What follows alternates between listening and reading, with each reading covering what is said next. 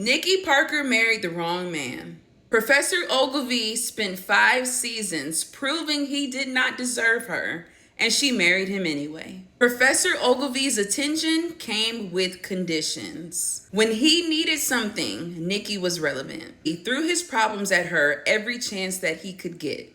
He knew no matter how badly he treated her, she would always be there.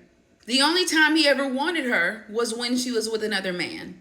Anytime she was single, he paid her dust. Remember when the professor became homeless and she took care of him? Within a week, he began disrespecting her in her own home, and she finally realized how much he doesn't respect her.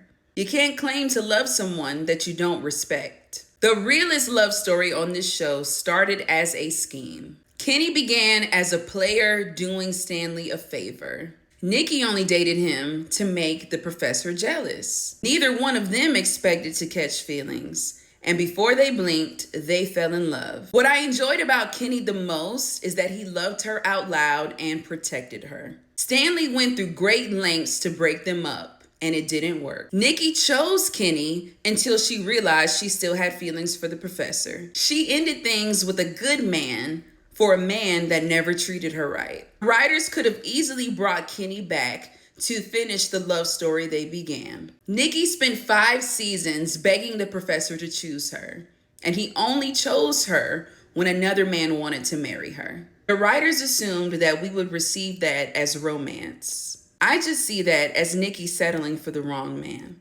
Despite that, Nikki built a life of her own. She raised Kim and she went back to school. We watched her grow each season when she focused on herself. She went from working side gigs to running her own business. Nikki gave her best to everything. She was the best mom, the best student, and the best friend. The one person she denied that energy to was herself. She deserved true love and a man that treated her right. I would have preferred for Nikki to choose herself than settle for Stanley. This is exactly why it's so important for women to never settle.